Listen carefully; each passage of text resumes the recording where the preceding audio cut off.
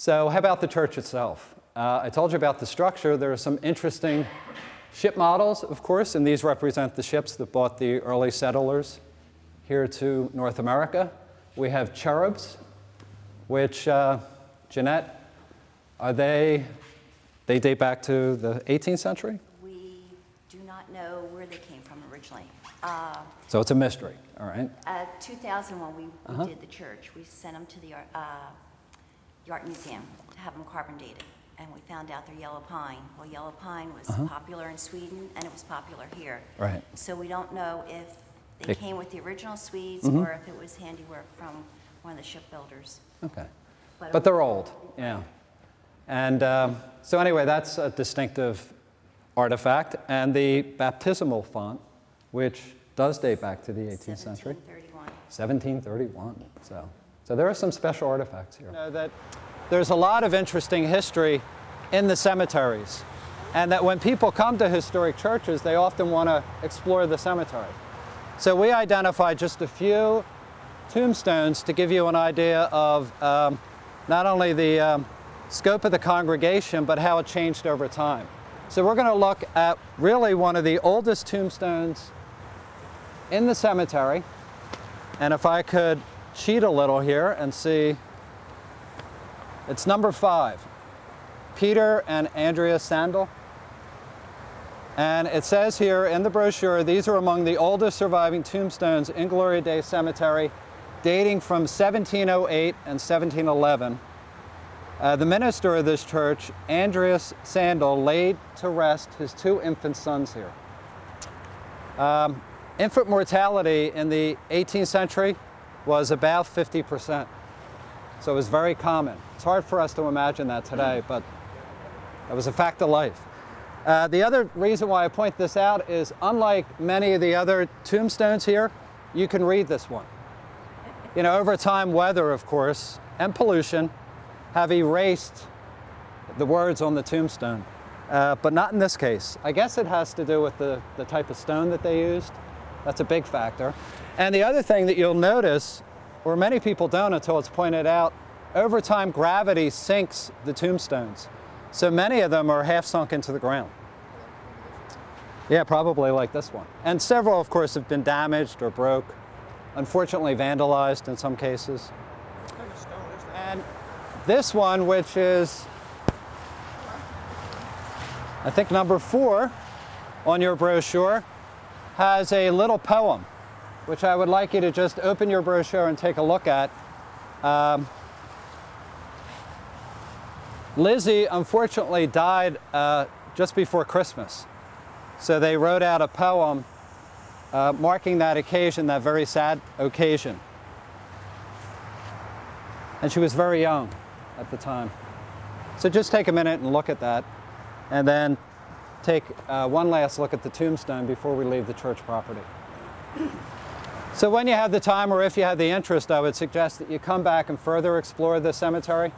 We have marked some other significant tombstones, including those for officers from the American Revolution. And I'll point those tombstones out as we leave the church property. It wasn't until later in the day that we realized the National Historic Site, part of the National Park Service. That happened back in 1942 after a huge fire at a paint factory that used to sit on the corner of the property.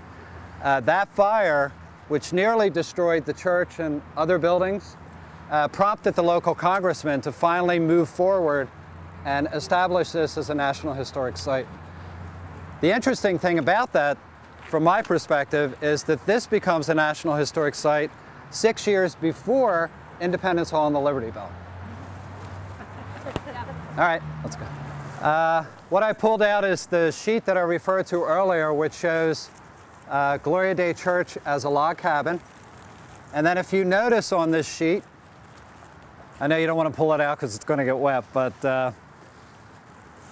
on one side is the log cabin church with the steeple, and then the house of Sven is right on the other side of this image. We are actually standing in front of the location where the house was. And how do I know that? I'm holding a page from Watson's Annals, which was commissioned by the the Historical Society of Pennsylvania in 1830. It's the first time they tried to capture the history of Philadelphia in a comprehensive way. And the primary way that they collected information back in 1830 was to interview the ancients. So they selected the oldest surviving people, some of whom could remember back to the American Revolution, and they interviewed them. Now, how accurate the stories are is anybody's guess, but in here, they talk about the old Swedes House, which stood here. It was a log house. Its exact location was where the blacksmith shop now stands. Okay, this is 1830. So already this area has redeveloped from residential to commercial. And it says here its exact location was 30 feet north of Beck Alley. This is Beck Alley, which you know is Beck Street on the other side of Interstate 95.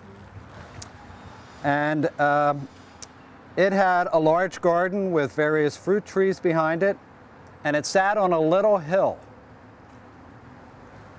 There were knolls and hills all through this area, which over time, as the city redeveloped, were actually just erased from the landscape.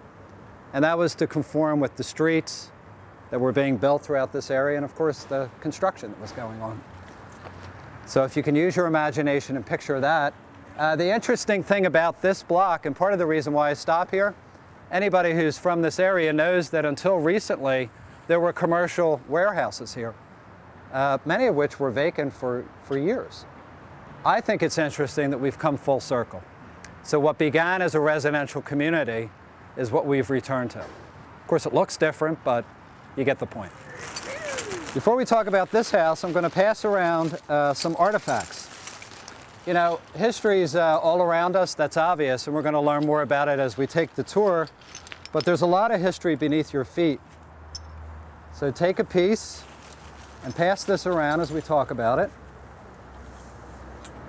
There's some interesting artifacts here that we're going to look at and talk about. Archaeology is one of the really important ways that we're able to learn more about daily life back in the 18th and 19th century. And I was able to gather these artifacts during the construction of this project. I knew that when they started redevelopment, because I work for the Park Service and we do a lot of archaeology, so pass them around, that there were loads of artifacts probably right underneath the surface. And lo and behold, when they started construction and started digging the basements, they uncovered privies. Does anybody know what a privy is? Well, it's what's beneath the outhouse, right? So they were common, of course, before plumbing. And they normally are round, brick-lined, about 15 feet deep. And back in the 18th century, people would, when their dishes broke, they didn't have municipal trash collection, of course, they would just go to the outhouse and throw out their trash. So over time, it becomes, of course, a gold mine for archaeologists, a time capsule. So you might look at these fragments and think, well, what does that tell you? What it does tell you is the type of economic classes that were here, what they could afford to buy from redware, which is very basic common pottery, to China. So it gives you clues about that. Some of the items I passed around actually have to do with the commercial chapter of the history here, the more recent chapter in the 19th century, because all the homes were replaced, as I said, by factories, pretty much, and now we're back full circle. Within the park, if you have any interest in archaeology, within the park, at the corner of 3rd and Chestnut Street, we are in the process of cataloging 1 million artifacts, and it's part of a public program. So if you would like to learn more about it, you can just go up there to 3rd and Chestnut and check it out. We stopped at this house, and there you come out on cue, because it has a very special plaque. Have you ever seen one of these before? Historic American Building Survey. The National Park Service commissioned back in the 1930s architects to go out throughout the country and catalog what they consider to be the best examples of American architecture. Ta-da! This is an excellent example of mid-18th century townhouse, the London style, which was popular then. You know, the immigrants, when they came here, of course, they bought the styles and traditions they were accustomed to. And some of the characteristics of this include dental tooth molding for the cornice, which is at the very top. You can see this throughout the city. Capping above the doors and windows just to provide some style and ornamentation. Raised staircase, which in the 18th century was very important because the city was full of horses, mud, and what the horses drop. So you did want to be raised a little bit above all of that muck. And then last but not least, a raised kitchen. You know, a lot of old houses, particularly Trinities, have basement kitchens. What I like about this style is that it's raised. So even though you're on the bottom floor, you don't really feel so much as if you're in the basement. So this was a popular style in the mid-18th century, and this house, your house, is an excellent example of that. And would it have had a large garden in the back? I mean, would these have been deeper than? For the most part, the lots, the original lots throughout the city were very deep. So they often had 50-foot gardens on average.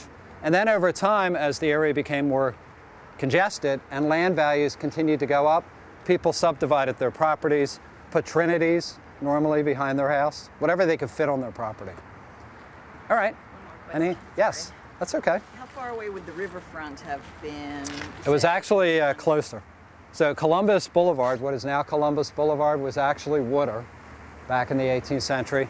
It's common along waterfronts for them to build out and do landfill. I mean, Penn's Landing is all landfill. Wasn't there. And actually, according to the tides, boats, small boats, were able to come up as far as Front Street, what is currently Front Street.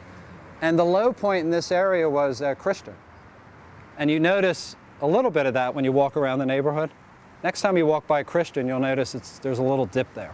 So imagine that filled with water at high tide. The what? The honeycomb tunnels that we have in our basement? I don't know anything about that. No. You have a tunnel, huh? Go to the river? I was told they were part of the Underground Railroad. That's certainly possible. Did everybody hear that? There's a tunnel, there's a honeycomb tunnel underneath their property. Yeah. And the story is, which may be true, is that it was used for the Underground Railroad, because Philadelphia was a major stop. Yeah, smugglers. I actually think that the slaves were actually brought in so that they weren't paraded down Market Street, so they were brought into Queen Village. Yeah, that could be possible. See that? A whole nother layer of information about this house.